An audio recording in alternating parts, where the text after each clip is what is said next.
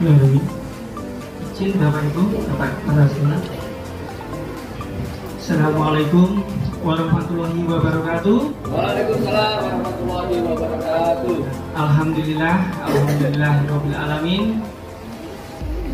Allahumma sholli wa sallim ala sayyidina Muhammadin sayyidil busra suratan tubasil afiyah wa ala dina wa jami'a masyayikina wa tulabatana wa tolibatina minna hadza ila yaumil akhirati. Amma ba'du. Yang kami hormati Kepala SMP Negeri 1 Pitu, satu ada pitunya 17. Kepala SMP Negeri 2 Karanganyar, Bapak Ibu Guru SMPN 1 Pitu dan SMPN 2 Karanganyar selalu berbahagia. Izinkan dalam event kita kali ini saya akan mendiseminasikan materi yang cukup menarik di era sekarang tentang budaya positif, Bapak Ibu. Tentunya tiap satuan pendidikan kan ada budaya positif. Nanti kita akan membahas apa yang dimaksud budaya positif. Bagaimana sih cara menangani siswa yang terlibat konflik? Ternyata ada teknisnya yang insya Allah akan membawa manfaat bagi kita semuanya. Oke? Supaya kita suasana hidup ya, saya juga terinspirasi oleh guru saya Pak Agus tadi. SMP Negeri 1 itu SPN 1 ya? Ya, ada ya nggak SPN 1? Oke, kalau nggak ada kita jawab Jaya luar biasa. Oke, siap ya? Oke. SPN 1 Jaya. SPN 1 Jaya. SPN 1 luar biasa. Sekarang SMP Negeri 2 Karanganyar SPLK namanya. Ya. Sama ya? Ya. SPLK Jaya. SPLK SPLK Jaya luar biasa. Dan satu lagi ada pembukaan guru penggerak angkatan 9 dan 10. Insya Allah ini adalah sebuah kursus program yang sangat fresh dan edukatif, bisa mengembangkan edukasi bagi kita seperti apa yang kita didiskusikan pada sesi sebelumnya tadi, yaitu evaluasi pelaksanaan kurma dan PMM ya.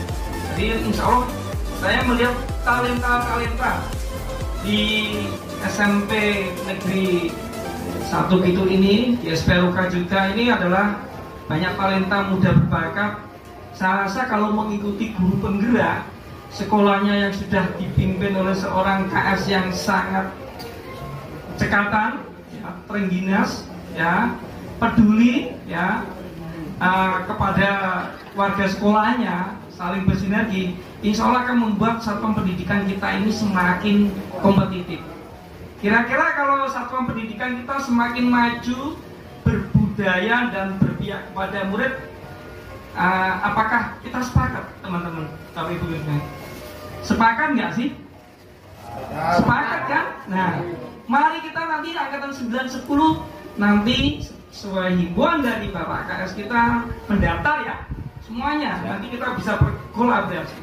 Dan sebelum saya mengawalinya ada pertanyaan pemantik Bapak Ibu. Dulu sering kita mendengar istilah pusakanya guru adalah penggaris. Untuk apa sih? Menghukum ya. Apakah hukuman itu dapat mendisiplinkan anak? Ya, itu pertanyaan pemantiknya. Kemudian pemberian hukuman dengan hal yang positif, membersihkan halaman, membaca itu apakah meningkatkan disiplin? Jadi ini dua hal yang kontradiktif. Dan yang ketiga, ini Bapak Ibu bisa menjawabnya dalam hati ya, nanti tidak ada yang benar, tidak ada yang salah. Kalau kita memberi penghargaan pada murid kita, apakah akan meningkatkan motivasi belajar? Mungkin poin yang pertama ada yang interupsi poinnya di zona mana nih? Semuanya zona aktif kreatif, tidak ada yang zona nyaman. Pasti ada yang memberikan pendapat. Kira-kira bagaimana Bapak? Apakah hukuman itu dapat mendisiplinkan anak? Bisa. Bisa ya? Bisa. Sepakat ya? Ini termasuk peraturan atau termasuk budaya yang positif ya? Nah, ini nanti kita membahas budaya positif itu ada yang namanya istilah keyakinan kelas, keyakinan sekolah, ada peraturan, nanti posisinya di mana. Nah, kalau memberi penghargaan, apakah akan meningkatkan motivasi belajar sih? Iya. Ya. Nah, ini akan kita jawab, insya Allah kita akan tahu jawabannya, tidak ada yang salah dan tidak ada yang benar. Ya, oke. Jadi poin yang selanjutnya nanti adalah ada nilai-nilai universal. Kemudian pemantik tadi ada yang kita bahas poin teori motivasi hukuman penghargaan, dan ternyata dalam posisi guru menyelesaikan konflik itu ada 5 hal. Nanti sebagai penghukum guru, nanti kita bisa menilai diri sendiri, oh saya itu sebagai penghukum atau enggak. Bisa sebagai teman sejawat, ya, bahkan nanti diharapkan sebagai level manager. Nah, cara menanganinya konflik bagaimana sih? Nanti dengan cara yang disebut sebagai segitiga restitusi. Nah, saya akan menayangkan sebuah tayangan bagaimana saya belajar menggunakan segitiga restitusi. Cekidot.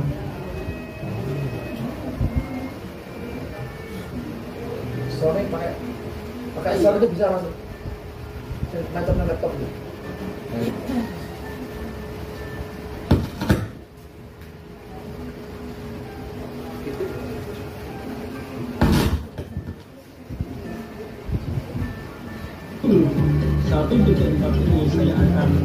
Nah, ini adalah pembukaan.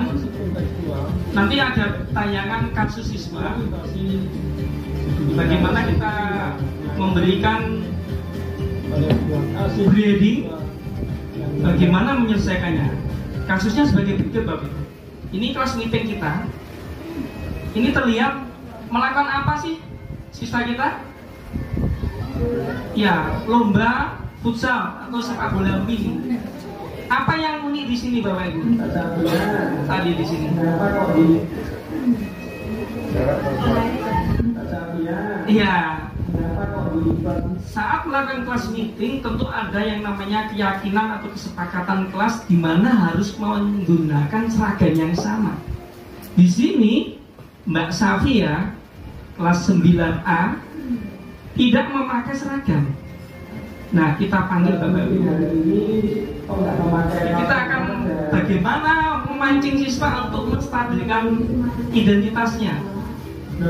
Kan kemarin sudah disosialisasikan juga bersama-sama kan.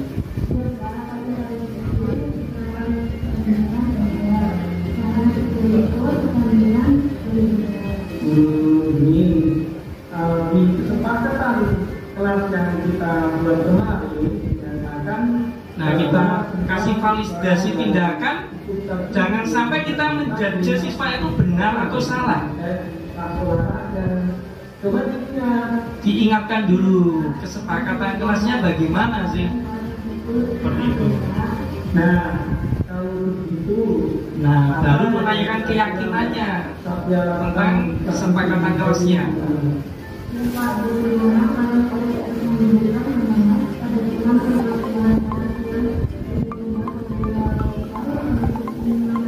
Oke, ini saya pause, saya anggap selesai. Silakan. Jadi yang kita bahas nanti kira-kira memberikan hukuman pada sebuah atau seorang siswa yang bermasalah itu dibolehkan nggak sih? Kira-kira. Oke, disimpan dulu, itu yang akan kita bahas. Jadi yang pertama kita akan melakukan demonstrasi teori kepalan tangan, Bapak. Anggap saja saya ingin siapa ya yang mau memberikan sebagai contoh 2 guru monggo yang masih fresh bapak atau ibu ke depan. Kita simulasi, maksudnya apa sih paradigma kepalan tangan itu yang kita ajarkan. Kelompoknya Pak Narto menunjuk siapa, Pak?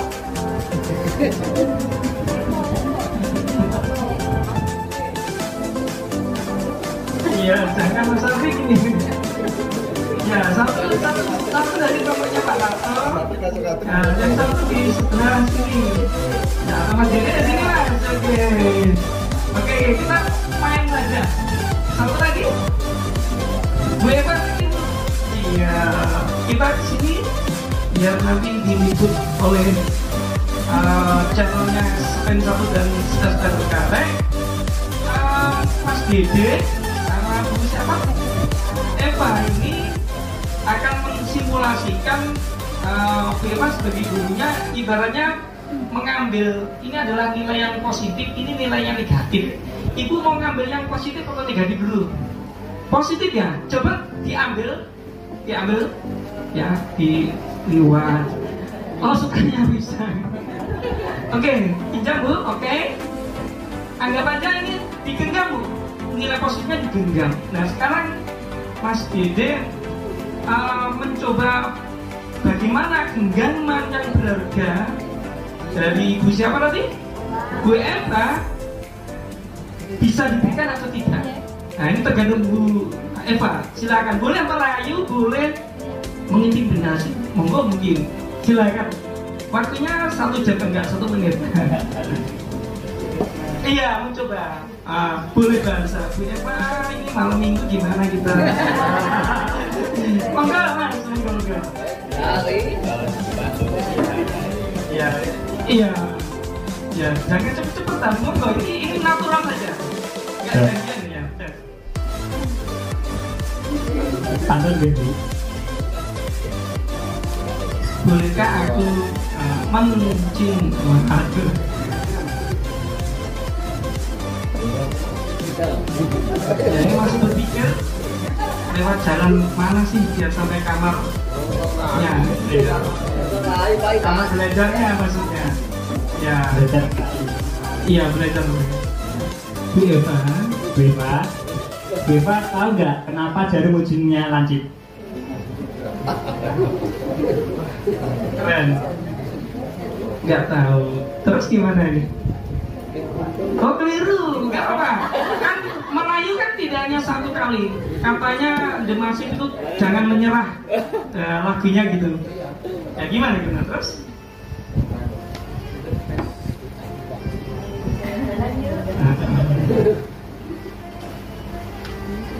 Dari Bangor kita pergi Pantun gitu Bu, pantun gitu. Pantun, oke keren. Pantun, kearifan lokal. Pagi-pagi minum jamu. Cakep. Cakep. Bolehkah saya meminta yang ada di genggamanmu? Iya. Oh boleh. Oh tepuk tangan. Oke, terima kasih. Baik.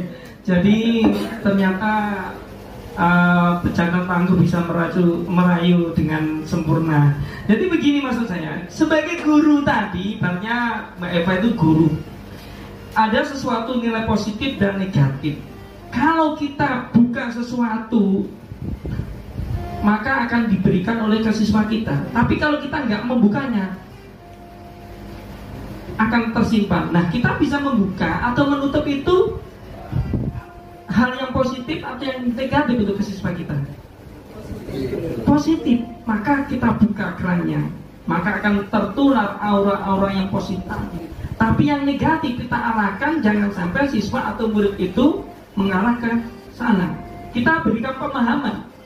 Sebagai contoh tadi, ternyata pintar sekali ini. Jarang loh simulasi itu bisa membuka tangannya dengan baik. Kadang sampai geleng-geleng itu nggak mau gitu. Sekali lagi tepuk tangan dong. Keren. Jadi maksudnya gimana Bu? Jadi ini adalah ibarat kita guru yang sebagai kontrol itu gurunya atau muridnya sih? Gurunya. Kita sebagai kontrol itu poinnya.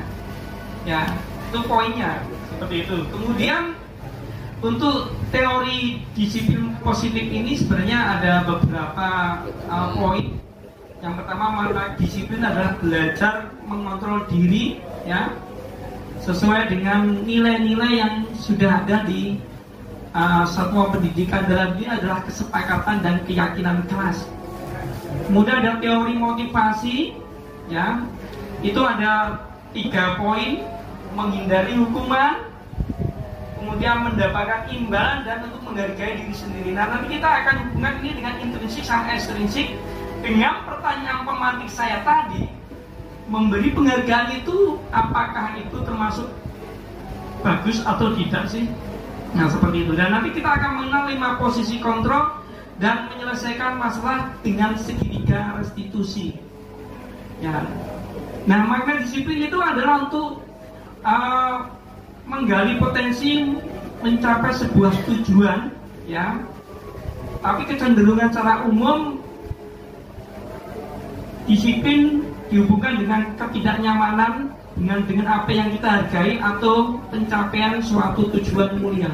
Biasanya orang yang disiplin dianggap ribet nih.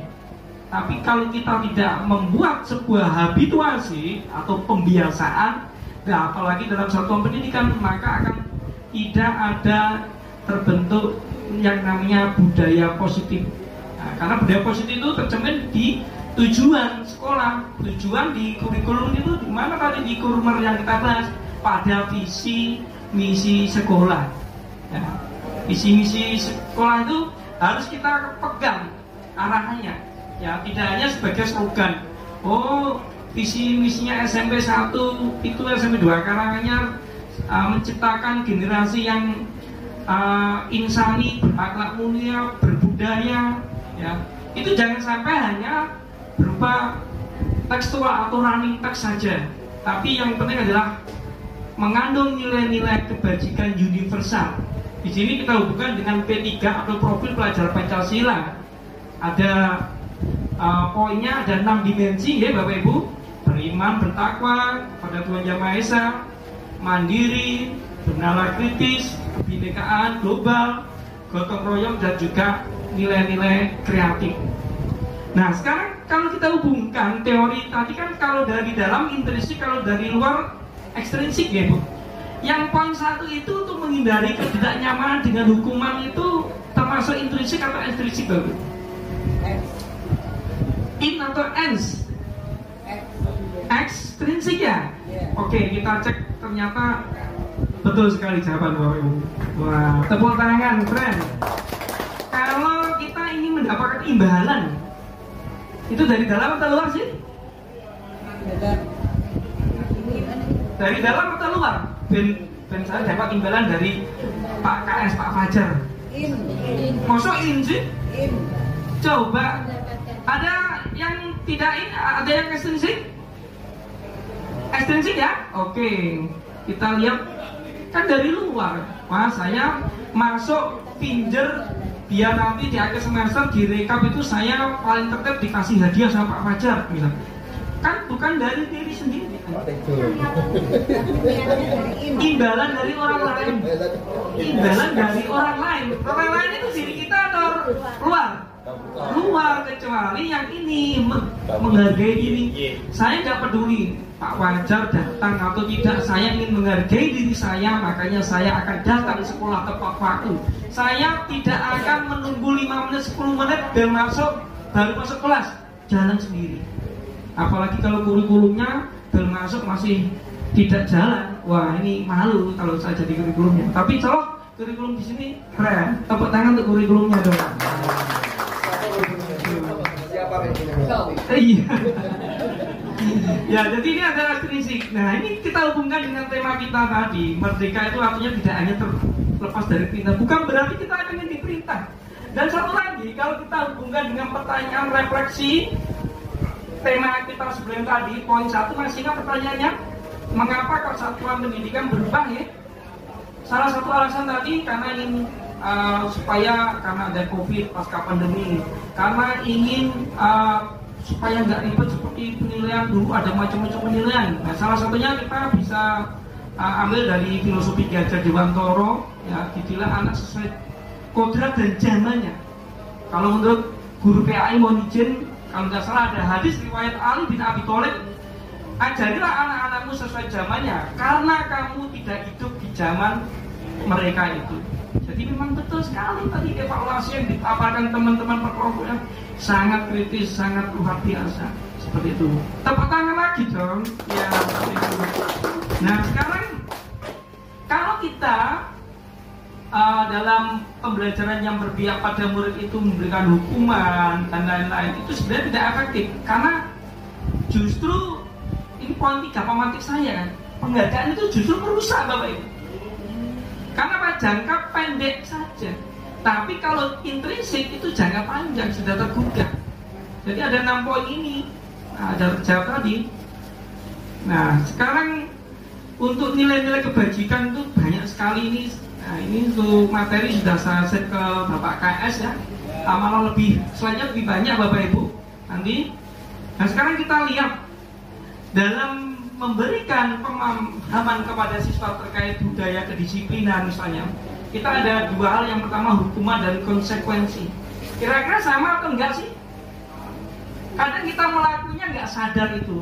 Siswa telat, ngapa kamu terlambat, kamu lari 3 kali misalnya. Kira-kira kalau yang nomor 1 itu siswa mencatat 100 kali dalam buku, saat terlambat itu masuk hukuman atau konsekuensi Bapak? Hukuman kah? Ya betul, hukuman. Bahkan 2 kali terlambat, hukuman atau konsekuensi Bapak Ibu? Ya, mengganti kertas tugas yang dicoret-coret, apakah ini hukuman? Ya betul, bukan. Itu konsekuensi. Hukuman itu bersifat negatif, tapi kalau konsekuensi itu adalah positif yang melibatkan siswa bertanggung jawab. Nah, inilah yang ingin kita luruskan bersama-sama. Jangan sampai kita memberikan hukuman.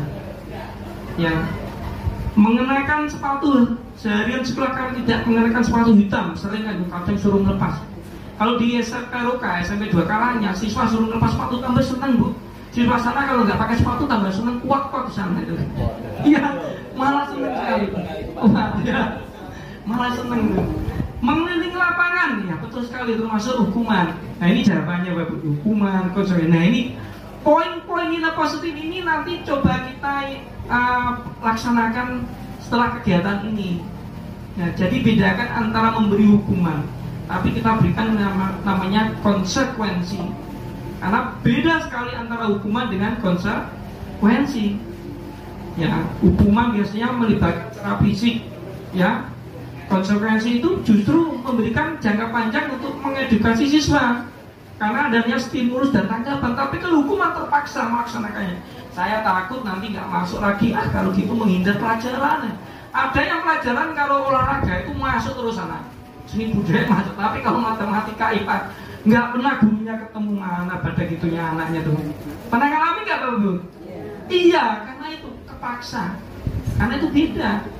Nah, oleh karena itu dalam kegiatan tersebut, kalau anak mengalami konflik, maka perlu yang namanya restitusi. Apa itu Bapak Bu? Restitusi.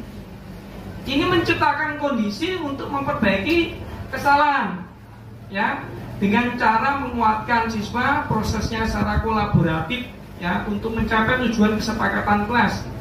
Ya, jadi ini nanti ada yang disiplin itu tidak hanya tadi kita hukuman atau konsekuensi, tapi nilai positif di atas konsekuensi adalah restitusi, karena lebih terarah dan problem solving, memecahkan masalahnya. Ya, kalau hukuman, tiap anak dihukum selesai, dia akan dan lari. Ada sebuah kisah Bapak Ibu, suatu satuan pendidikan ngasih peraturan begini, mohon maaf miso, denda 500. Suatu saat anaknya miso 3 kali, didenda berapa Bapak Bu?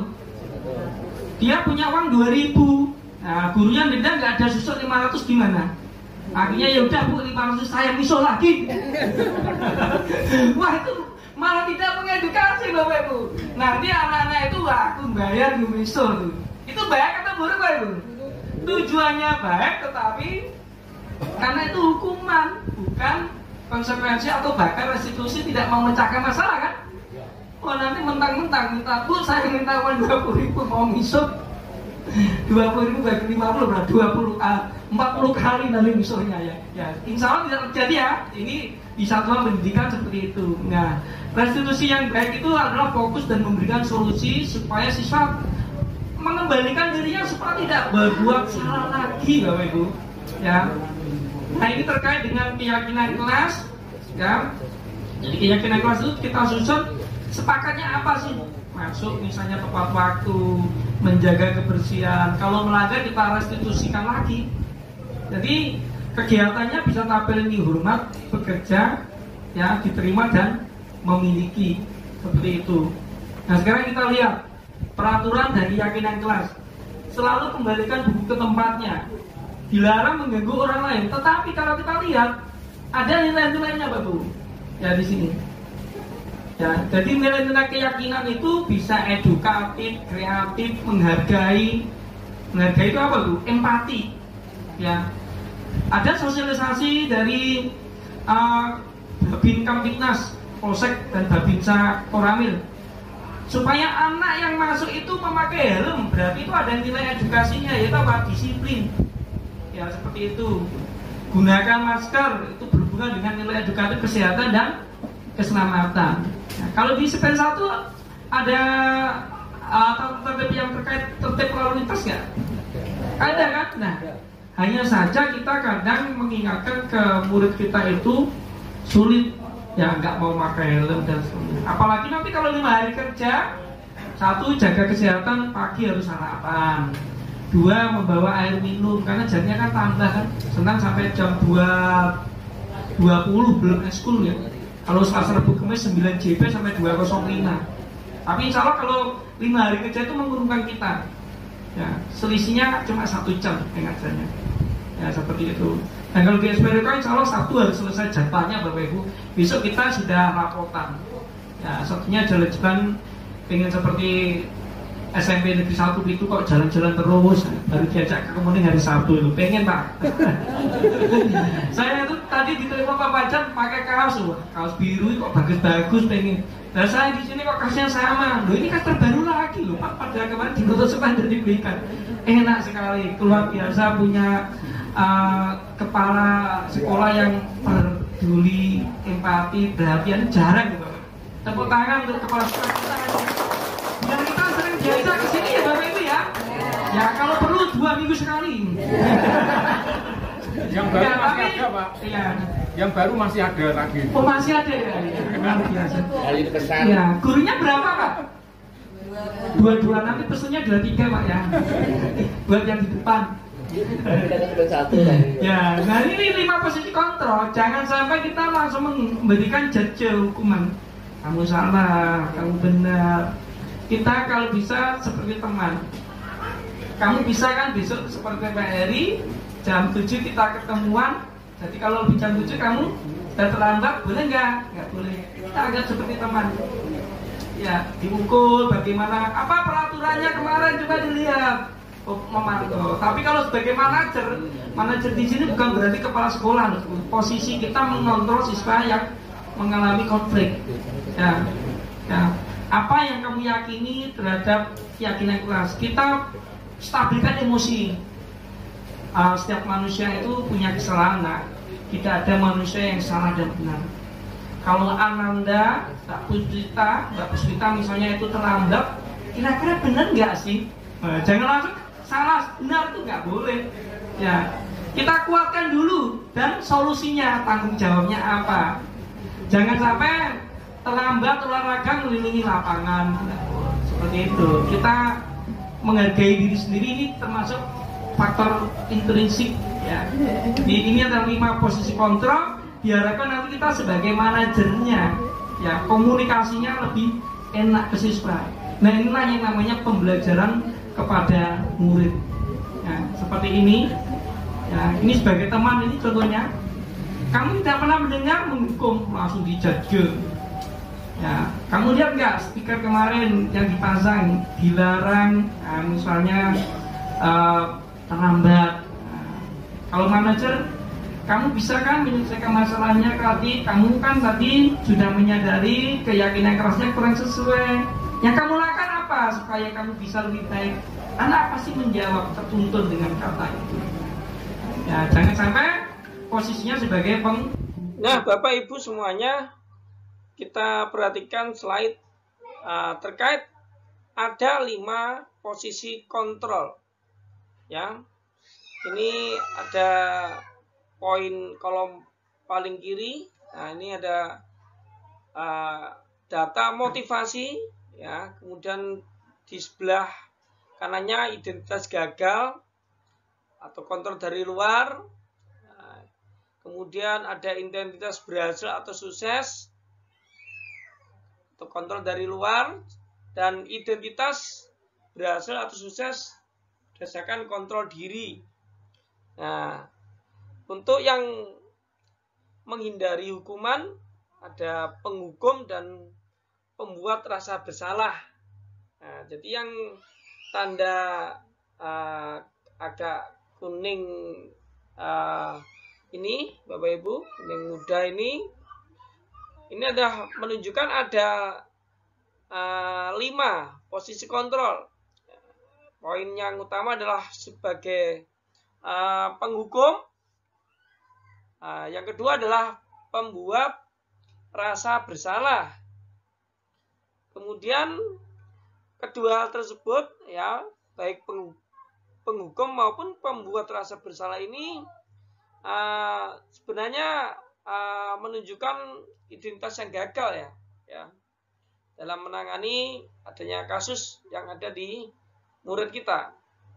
Kemudian di posisi selanjutnya adalah sebagai teman dan pemantau. Ya, ini sudah sifatnya positif dalam menangani kasus siswa. Ya, di sini identitasnya berhasil sukses, ya, mengarahkan imbalan atau ketergantungan pada orang lain. Nah, tapi ini masuk motivasinya yang kita tautkan pada materi kita di slide sebelum tadi, termasuk masih motivasi yang eksternal, ya, seperti itu. Nah, yang poin di sebelah kanan ini adalah posisi kontrol yang kita harapkan guru bisa menguasainya, yaitu guru sebagai manajer, ya, karena dengan posisi manajer ini diharapkan dapat menyelesaikan masalah dengan baik, ya, karena ini ada motivasi yang diharapkan siswa atau murid kita itu berasal dari diri sendiri, merasa menghargai diri sendiri, ya. Jadi ini bukan karena faktor luar atau karena faktor penghargaan. Nah, contoh-contohnya, misalnya kalau kita perhatikan, ya, untuk yang penghukum itu kalimatnya misalnya kita ada segi perilaku, ya, gurunya menghadik, ya, nunjuk, nah, kamu itu kok gimana, ya, kemudian menyindirnya sampai anak kadang malu, ya. Kemudian membuat rasa bersalah, misalnya seharusnya kamu tidak berperilaku teriak-teriak seperti itu, ya. Misalnya bapak atau ibu kecewa loh kalau kamu melakukan sikap terlambat seperti itu. Nah, itu membuat siswa merasa bersalah, ya. Nah, contohnya lagi yang untuk penghukum, kalau kamu tidak melakukannya, kamu pasti akan membuat gaduh. Jangan kamu lakukan, ya. Awas, ya, rasakan, ya. Jadi ini kalimat-kalimat statement yang dilakukan oleh guru, ya, di mana langsung menjaga, ya, menjaga atau menghakimi, memvonis siswa, ya. Kemudian untuk misalnya kalimat membuat rasa bersalah, ya, kamu seharusnya sudah tahu apa yang kamu lakukan ini sebenarnya melibatkan teman kamu, ya, bisa mengganggu loh. Nah, seperti itu. Dengan kata-katanya lebih halus, tidak seperti menghukum tadi. Nah, tapi ya ada nilai di atas pembuat rasa bersalah itu, yaitu pada posisi kontrol sebagai teman, ya, misalnya mengajak siswa dengan baik dengan kalimat, ayolah lakukan demi bapak, ya. Masa kamu tidak mau? Ingat, tidak bapak pernah melakukannya, maka ayo supaya kegiatannya sama-sama berhasil, ayo dibantu, ya. Nah, seperti ajakan, seperti teman sebaya, ya. Tapi ini bersifat persuasif, ya. Persuasif itu ajakan yang positif ini, ya. Tidak seperti melakukan penghakiman di posisi kontrol menghukum tadi, menghardik ya, seperti tadi, menjaga, menghakimi siswa secara langsung dengan kalimat-kalimat yang tidak hanya menyindir, bahkan bisa menyakiti murid kita nanti. Karena siswa kadang yang diingat adalah apa yang dilakukan guru terhadap dirinya. Misalnya juga apa yang dilakukan guru terhadap muridnya itu pasti akan diingatnya, ya. Kemudian untuk posisi sebagai pemantau, ya kita tahukan ini karena guru berbuat untuk menghitung dan mengukur apa peraturannya, misalnya ya menyesuaikan diri bila diawasi, ya hasilnya itu seperti itu. Tapi kalau untuk menghukum, wah ini justru siswa yang dihukum itu memberontak ya, menyalahkan orang lain. Nah, kadang wah temannya tambah yang disalahkan. Kadang karena takut dihukum dia rela berbohong seperti itu. Nah kaitannya dengan dunia berkualitas, misalnya murid meletakkan guru di luar dunia yang berkualitas. Ini posisi yang identitas gagal yaitu penghukum.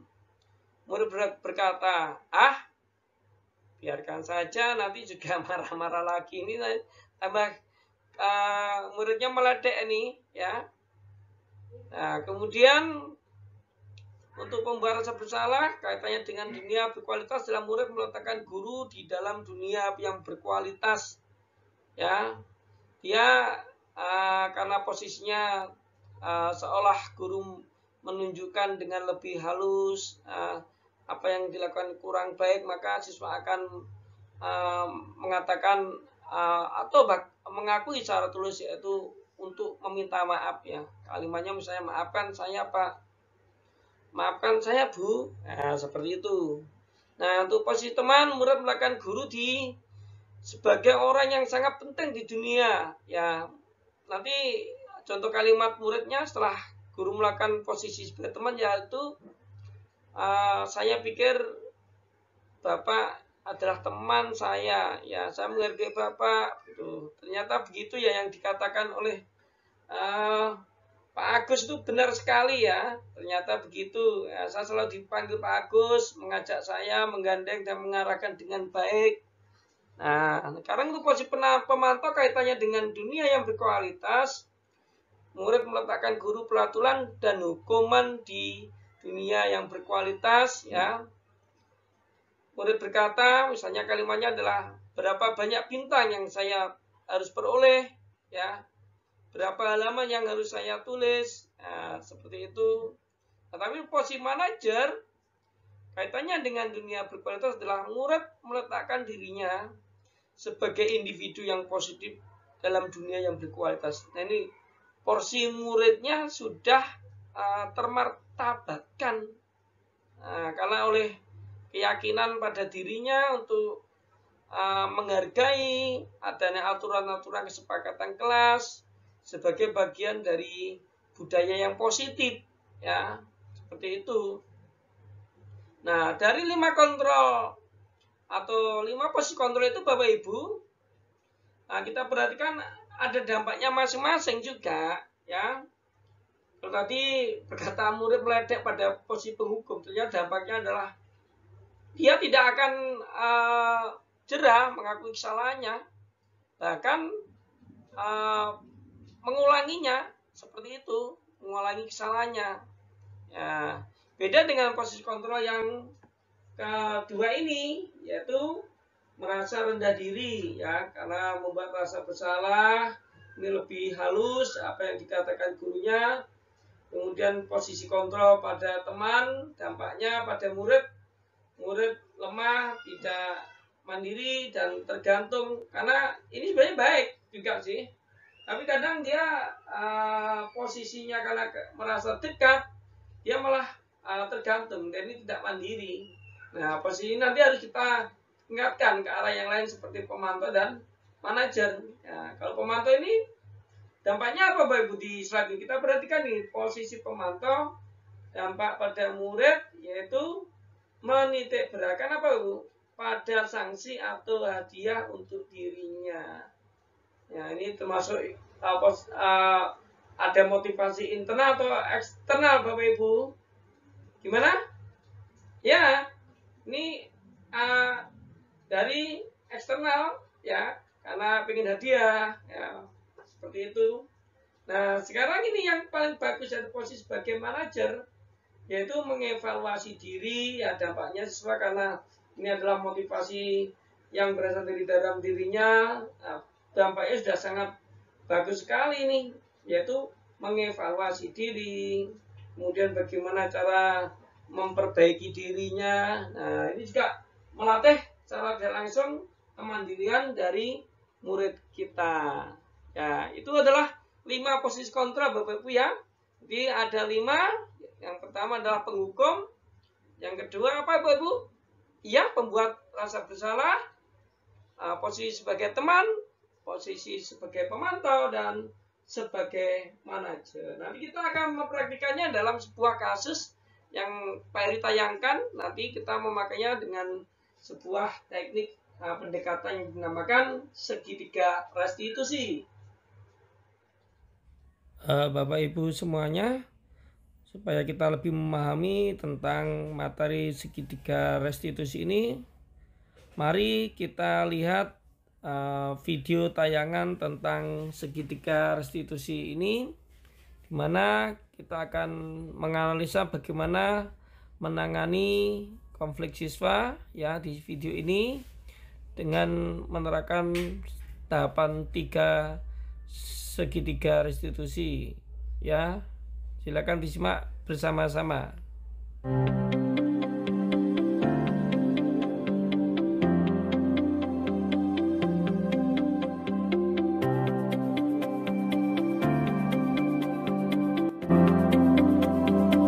Assalamualaikum warahmatullahi wabarakatuh. Salam guru hebat, guru penggerak, lifelong learning, belajar sepanjang hayat. Di modul 1.4 ini saya akan menampilkan demonstrasi kontekstual terkait implementasi segitiga restitusi dalam penanganan pada sebuah kasus siswa yang melanggar keyakinan atau kesepakatan kelas. Mari kita simak bersama-sama. Cekidon, tetap semangat, lifelong learning, belajar sepanjang hayat.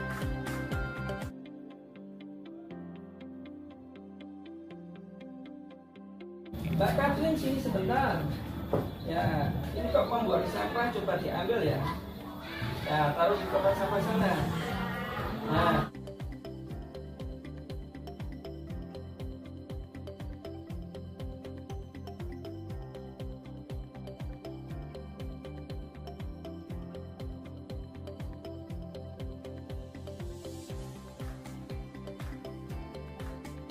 Mbak Katrin, Pak Eri panggil di sini. Pak Eri ingin konfirmasi saja. Pak Eri tadi lihat kamu di depan itu membuang sampah kan? Mengapa kamu membuang sampah sembarangan? Tadi saya tergesa-gesa Pak karena takut ketinggalan jam untuk menyelesaikan. Oh, gitu ya. Nah, menurut Mbak Katrin sendiri, perilaku membuang sampah itu apakah mencerminkan sikap yang baik atau sikap yang buruk? Perilaku buruk Pak. Berarti udah tahu kan? Nah, Anda sendiri tahu bahwa perilaku tersebut kurang baik. Iya Pak. Nah, setiap manusia itu punya kesalahan. Ya, tidak ada manusia yang sempurna, tapi kita harus belajar dari kesalahan kita, yaitu berbuat sesuai aturan norma-norma yang telah menjadi kesepakatan kelas kita. Nah, bukan hanya Pak Eri ingin ucapan maaf saja dari Mbak Katrin ya, atau Mbak Katrin minta maaf karena nasihat. Hanya saja harus diingat Mbak Katrin bahwa terkait kesepakatan kelas, diantaranya adalah menjaga kebersihan, masih ingat kan? Kemudian tidak membuang sampah sembarangan. Apakah Mbak Katrin mau mengulanginya lagi? Tidak, Pak. Oke. Nah, kira-kira kalau tidak mau mengulanginya lagi, apa yang Ananda lakukan untuk memperbaiki sikap kamu tadi? Saya akan memungut sampah yang ada di sekitar kelas, Pak, dan berjanji tidak akan mengulangi lagi serta akan memegang nilai-nilai kesepakatan kelas. Oke, bagus. Saya rasa Mbak Katrin merupakan siswa yang patuh, selalu berusaha menaati peraturan kesepakatan kelas. Saya ucapkan terima kasih ya. Semangat belajar untuk Ananda ya. Terima kasih juga, Pak. Saya akan selalu ingat-ingat pembelajaran dan nasihat hari ini.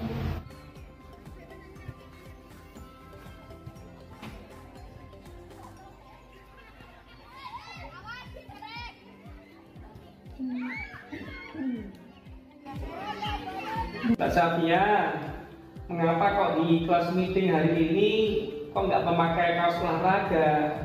Saya kemarin tidak tahu kalau hari ini memakai seragam olahraga, Pak.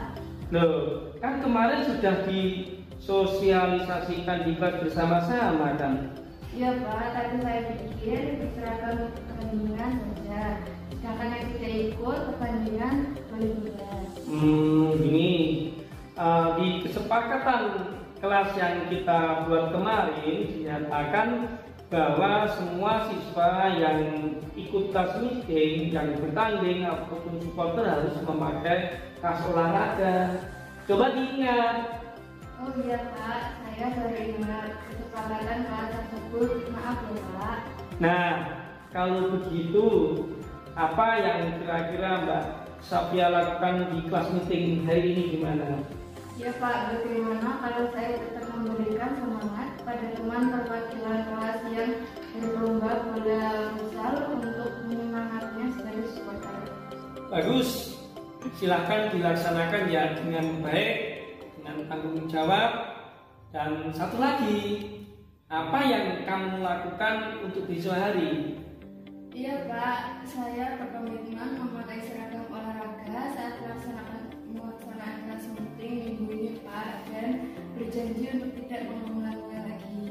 Baik, terima kasih ya Mbak Safia. Ya, Pak. Semoga Ananda menjadi anak yang selalu pintar, bersemangat belajar dan selalu disiplin. Semangat ya. Oke, sama-sama.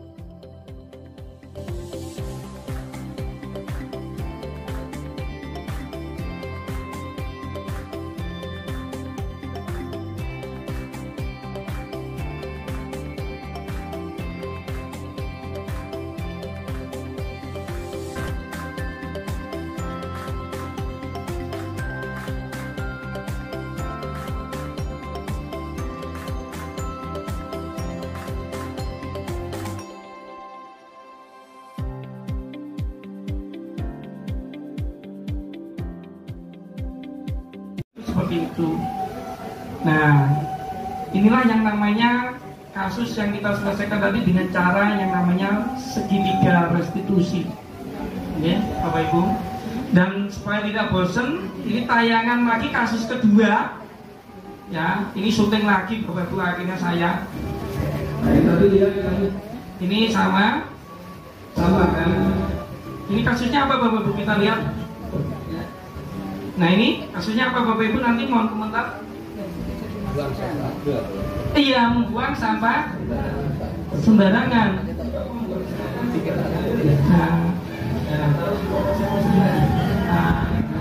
Nah, kita praktekkan segitiga restitusi. Tadi ada berapa? 3 cara ya. Ya, 3 cara. Nah, kita panggil baik-baik di sini. Ini konfirmasi saja. Kita stabilkan tindakan ya. Membuang sampah kan. Ngopo tuh Mbak Ananda, Safia itu membuang sampah sembarangan. Ayo terlambat Pak, karena nanti kantinnya sudah habis jajannya. Oh gitu ya. Nah, menurut kalian sendiri, perilaku membuang sampah itu apakah mencerminkan. Nah, kita kasih keyakinan ke siswa yang menilai benar salahnya siswa. Mbak Safia, perilaku buang sampah itu benar atau salah sih? Nah, siswa kan menjawab. Dia mengakui. Nah, Anda sendiri tahu kita akan kemudian kita validasi tindakannya, Bapak Ibu. Di antaranya adalah menjaga kebersihan. Ya, kita hubungkan dengan keyakinan kelas. Mbak Ananda Safia, di keyakinan kelas kita kemarin itu ada poin-poin yang terkait kebersihan. Masih ingat nggak, Mbak Safia? Tapi anak kan berpikir, oh iya Pak, membuang sampah pada tempatnya, tidak mengotori tempat-tempat ya yang sudah disediakan, jadi sesuai dengan posisi tempat sampahnya dan seterusnya. Siswa pasti akan menjawabnya. Baru kita kasih keyakinan tersebut supaya tidak mengulanginya. Ya, kita selesaikan masalahnya. Siswa akan melakukan tindakan yang nyata sehingga siswa itu bisa memposisikan dirinya dari belajar kesalahannya, bukan berarti mengulang kesalahannya. Nah, itu adalah cara dengan penyelesaian segitiga restitusi. Mungkin ada pertanyaan Bapak Ibu dari kelompok mana ini, baru biar kita segera. Pak Heri, nggak ada yang bertanya, saya bertanya. Begini, sebenarnya kalau sudah punya kemampuan untuk memotivasi anak seperti itu sudah selesai. Hanya tidak perlu kurikulum macam-macam, itu tidak perlu. Inilah yang saya pikir dari dulu itu saya harapkan guru itu bisa memotivasi anak-anak seperti itu. Tapi kita tidak punya ilmu yang cukup untuk bisa memotivasi. Penting itu malah justru yang ini, tidak perlu ada penataran mata pelajaran. Itu sudah seperti dulu-dulu itu yang saya ikuti dari tahun 2012 itu loh. Kok guru-guru sudah pintar-pintar kok mau diajar seperti ini.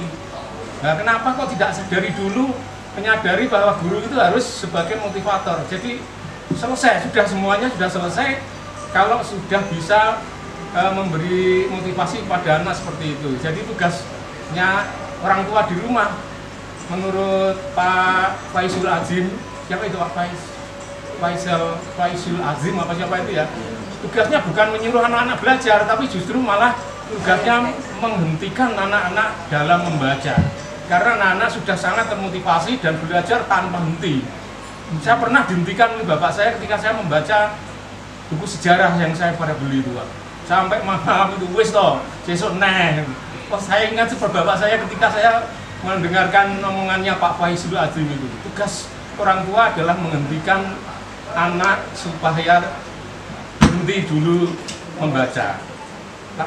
Lanjutkan besok. Sekali lagi saya tekankan bahwa sudah selesai kalau guru sudah bisa memotivasi seperti itu. Tidak perlu ada kurikulum macam-macam seperti itu, Pak. Ini penilaian saya. Demikian. Terima kasih. Baik, terima kasih sekali Pak Agus atas sebuah pertanyaan, dan sekaligus ini ada poin yang menjadi sudut bahwa nilai-nilai positif itu kita koherensikan dengan kurikulum yang terdahulu. Kalau kita membaca tadi, memang betul sekali.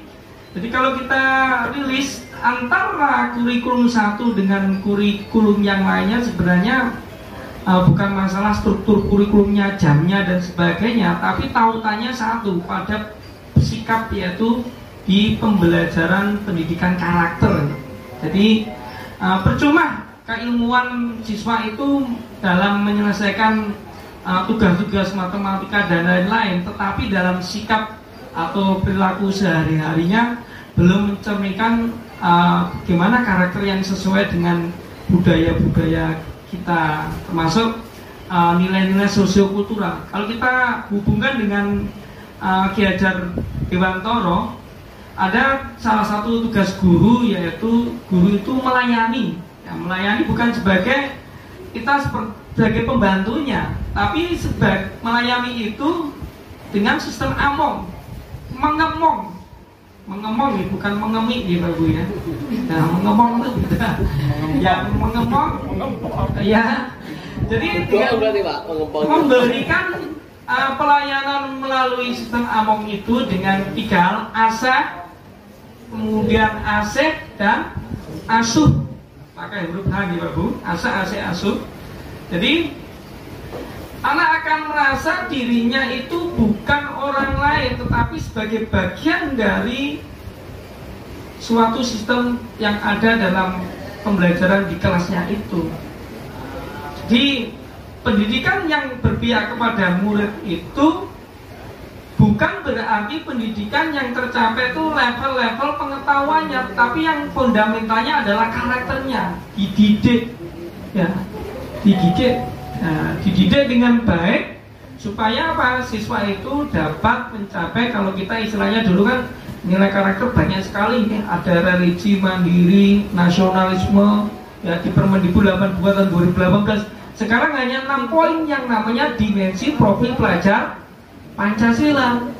Bahkan kalau kita tahukan pada materi tadi, kalau nilai rapot Kulmer ya, kalau kita lihat baru saja mengerjakan kelas 7 kan sudah ada capaian sikap di Kulmer itu di P5-nya, tapi 89-nya kok mengapa capaian sikapnya pakai profil pelajar Pancasila? Kalau dulu kan nilainya ada sikap, pengetahuan, dan keterampilan. Kita dulu sama impor itu nilainya 3 atribut, tapi sekarang kan enggak kan? Pengetahuan, keterampilan itu hanya 1 nilai saja. Sikapnya itulah yang pendidikan karakter di profil pelajar Pancasila. Seperti itu. Jadi memang betul sekali, dan saya sepakat bahwa pendidikan itu ya fundamennya adalah dari segi nilai-nilai karakter, ya, karakter. Apalagi kalau kita orang Jawa nih Bapak Ibu, pasti ingat yang namanya diajari unggah-ungguh sopan santun dari sejak dulu, seperti itu, ya. Jadi pendidikan pun sebenarnya tidak harus dari sekolah, satuan pendidikan.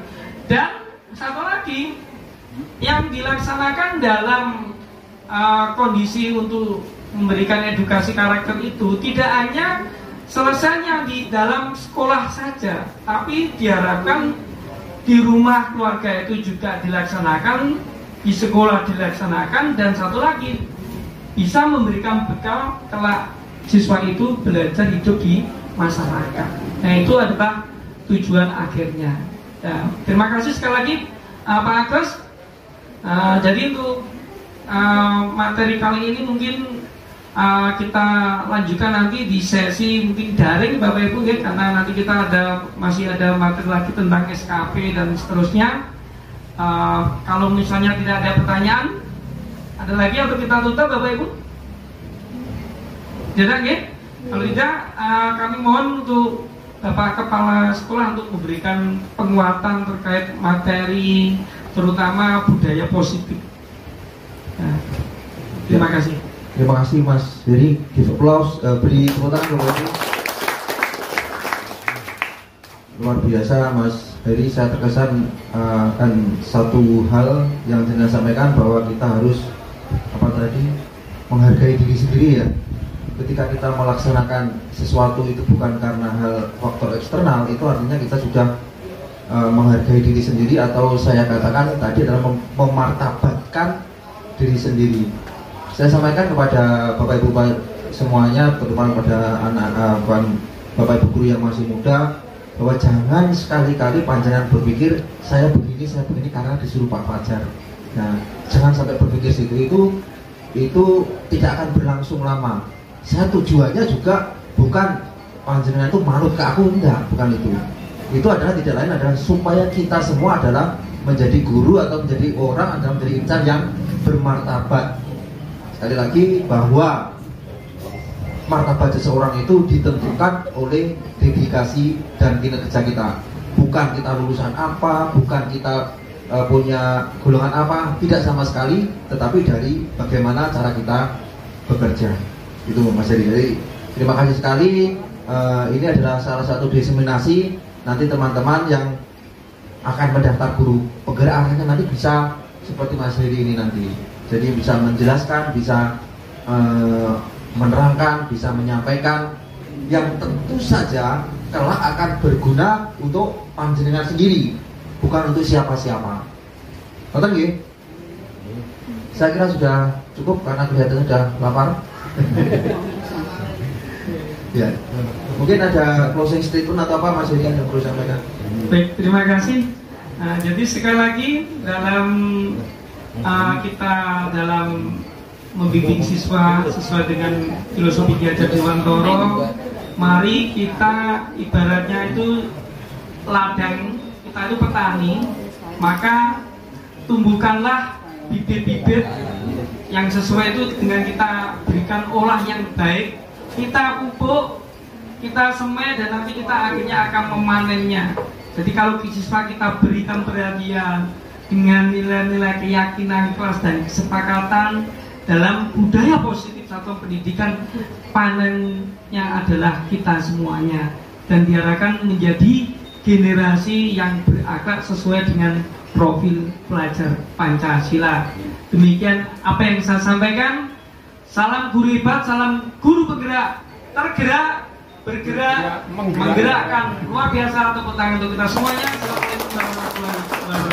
Assalamualaikum warahmatullahi wabarakatuh. Kita sudah sampai di penghujung acara, Bapak Ibu. Sebelum nanti kita tutup, nanti yang menutup Bu Nani karena pembawa acara. Marilah kita sama-sama berdoa. Ini adalah sebenarnya kegiatan ini akan menjadikan closing kita di tahun 2022, di semester pertama tahun ajaran 2022-2023. Sejatinya acara ini akan kita buat dari Sabtu, karena Sabtu bersama dengan undangan Bundari. Nanti teman-teman semua diminta untuk mengantarkan putranya Bundari menjadi melaksanakan walimahan ya di Kedunggalan. Nanti kita bersama-sama hari Sabtu. Nanti minta tanda tangan Bapak Ibu ya untuk absensi Mas Heri. Kita berdoa Bapak Ibu, kita berdoa semoga nanti kedepannya kita senantiasa diberi kesehatan, keselamatan, dan kita tetap bertahan, kita tetap kuat dalam menghadapi apapun di depan nanti, dan kita sebagai